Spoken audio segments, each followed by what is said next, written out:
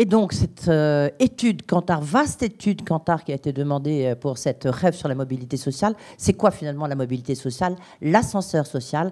Et pour ce faire, j'accueille celle qui a préparé, étudié, décrypté cette enquête pour nous, Laure Salvin de Kantar. Bonjour. Bonjour. Merci d'être avec nous. Alors, on attend avec grande impatience. On va vous retrouver au cours de cette matinée. Justement, vous allez un peu scander cette rêve. Peut-être les premiers renseignements, qu'est-ce qui vous a frappé? Geoffroy Roux de Bézieux en parlait à l'instant. C'est vrai qu'il y a des résultats plutôt positifs, mais je n'imagine que tout n'est pas positif. Exactement. Eh bien, écoutez, moi, ce qui m'a frappé, c'est justement, finalement, une réalité qui est peut-être moins sombre que celle qu'on anticipe ou celle qu'on imagine quand on pense aux Français et à la mobilité sociale.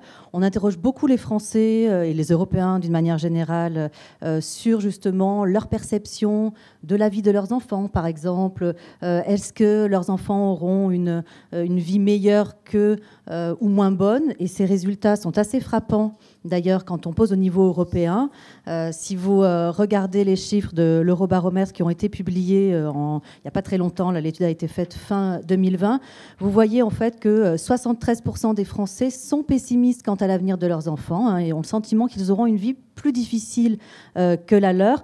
Si vous regardez tous les drapeaux, donc là nous avons quelques extraits, vous voyez que c'est que 55% au niveau européen, et puis c'est surtout uniquement 31% au niveau du Portugal. En fait, les Français se situent vraiment en queue de peloton, vraiment en paraissant comme les plus pessimistes sur les générations futures. Et or, voilà, ce que montre cette étude, c'est que dans la réalité, finalement, eh bien, les choses sont un petit peu différentes. Et Geoffroy Roux de Bézieux en parlait d'ailleurs tout à l'heure.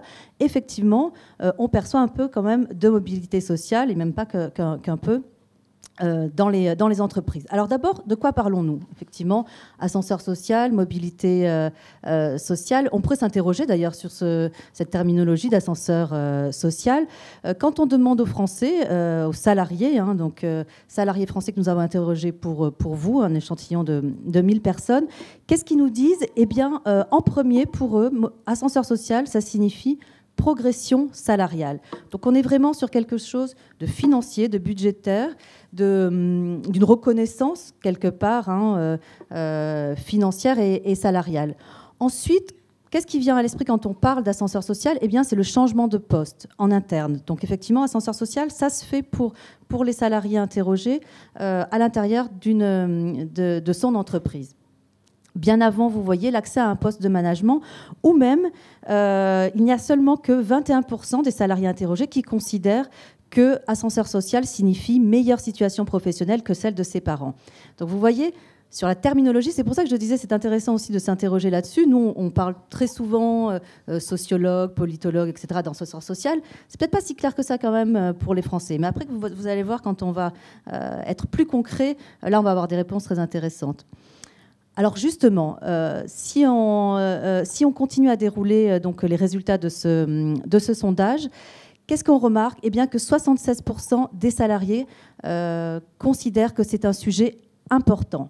La mobilité sociale, la question de l'ascenseur social, la question de l'ascension sociale, notamment dans une entreprise, et de la mobilité sociale dans l'entreprise, 76% important pour les salariés. C'est encore plus important chez les jeunes. Et là, je pense qu'il y a une vraie attente. Chez les 18-24 ans, notamment, ils sont carrément 88% à considérer effectivement que c'est quelque chose d'important. Beaucoup plus que leurs aînés de 50 ans et plus, par exemple, qui ne sont que, entre guillemets, 71% à considérer que c'est important. Mais vous voyez, ce chiffre-là, c'est un résultat assez spectaculaire. Très honnêtement, je pensais qu'on serait plutôt aux alentours de 90-95% compte tenu du sujet. Et on voit bien, c'est pour ça encore que je reviens sur cette histoire de terminologie, on voit bien aussi qu'il faut bien définir et bien circonscrire le sujet avec les Français. En tout cas, l'attente est forte chez les jeunes, et ça, c'est plutôt encourageant. Autre résultat intéressant dans ce sondage. Donc réalisé, je le rappelle, auprès d'un échantillon donc représentatif de salariés en entreprise.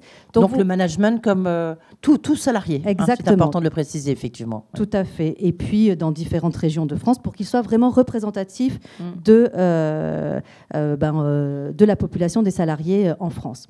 Donc vous voyez ces nouveaux résultats. La progression de sa propre progression sociale. Et ça, c'est vraiment le résultat qui me paraît important dans cette enquête. 64% des salariés nous disent que oui, ils ont connu une progression sociale par rapport à leurs parents. Et seulement 33% non. Alors attention, effectivement, c'est pour les hommes et les femmes, il y a une petite différence homme-femme quand même que je souhaiterais souligner, c'est-à-dire que les femmes ont le sentiment d'avoir un petit peu moins connu une progression sociale par rapport à leurs parents que les hommes.